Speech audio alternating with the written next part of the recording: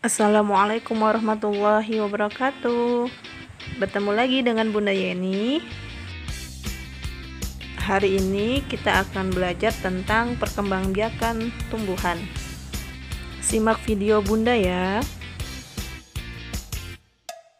Sebelumnya Bunda mau bertanya, tumbuhan berkembang biak untuk apa ya?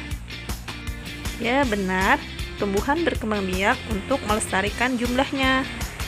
Perkembangbiakan tumbuhan dibagi menjadi dua, yaitu secara generatif dan secara vegetatif. Kita bahas yang pertama dulu, yaitu perkembangbiakan secara generatif. Perkembangbiakan secara generatif adalah perkembangbiakan tumbuhan dengan cara menanam biji atau melalui penyerbukan. Tumbuhan yang mengalami perkembangbiakan secara generatif contohnya mangga, jeruk, semangka, dan lain-lain. Yang kedua adalah perkembangbiakan secara vegetatif. Perkembangbiakan secara vegetatif yaitu perkembangbiakan tumbuhan tanpa melalui biji. Perkembangbiakan secara vegetatif dapat dilakukan dengan dua cara, yaitu yang pertama secara alami, yang kedua secara buatan. Contoh perkembangbiakan secara vegetatif alami yaitu tunas, geragi atau stolon, umbi batang, umbi lapis, umbi akar, spora, dan akar tinggal atau rizoma. Sedangkan perkembangbiakan secara vegetatif buatan yaitu mencangkok, mengenten atau menyambung, okulasi atau menempel, stek batang, dan merunduk. Perkembangbiakan vegetatif alami yang pertama yaitu dengan cara tunas. Tunas adalah tumbuhan yang anakannya tumbuh dekat dengan pohon induknya. Tumbuhan yang berkembang biak dengan cara bertunas yaitu pisang dan pohon bambu. Yang kedua adalah geragi atau stolon. Geragi atau stolon adalah batang yang menjalar di permukaan tanah. Contohnya adalah stroberi dan rumput gajah. Yang ketiga yaitu dengan cara umbi batang. Umbi batang adalah batang yang tumbuh dan berkembang di dalam tanah. Contohnya kentang. Yang keempat, umbi akar. Umbi akar adalah akar yang tumbuh membesar berisi cadangan makanan, contohnya wortel dan singkong. Yang kelima, umbi lapis.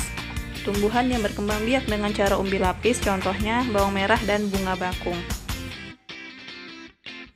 Yang keenam, spora. Tumbuhan yang berkembang biak dengan cara spora, contohnya lumut dan tumbuhan paku. Perkembangbiakan vegetatif alami yang terakhir yaitu akar tinggal atau rizoma. Akar tinggal atau rizoma adalah batang yang menjalar di bawah tanah.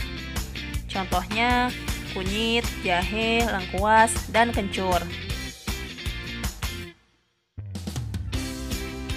Selanjutnya kita bahas perkembangbiakan tumbuhan dengan cara vegetatif buatan. Vegetatif buatan yang pertama yaitu mencangkok.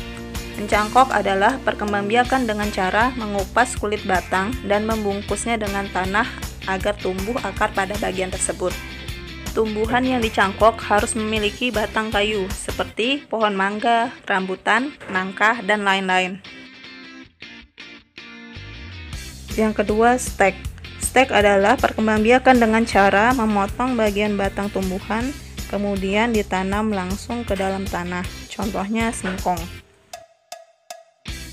Yang ketiga, menyambung atau mengenten. Menyambung atau mengenten adalah perkembangbiakan tanaman dengan cara menyambungkan dua batang tanaman yang sejenis.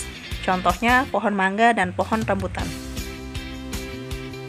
Yang keempat, okulasi. Okulasi adalah perkembangbiakan tanaman dengan cara menempelkan tunas baru pada batang tumbuhan lain yang masih sejenis. Contohnya pohon mangga dan pohon rambutan. Yang kelima, merunduk. Merunduk adalah perkembangbiakan dengan cara membenamkan ranting tumbuhan ke dalam tanah dan mempertahankan posisi ini sampai tumbuh akar. Setelah tumbuh akar, ranting tersebut dipisahkan dari induknya. Contohnya tanaman tebu dan apel.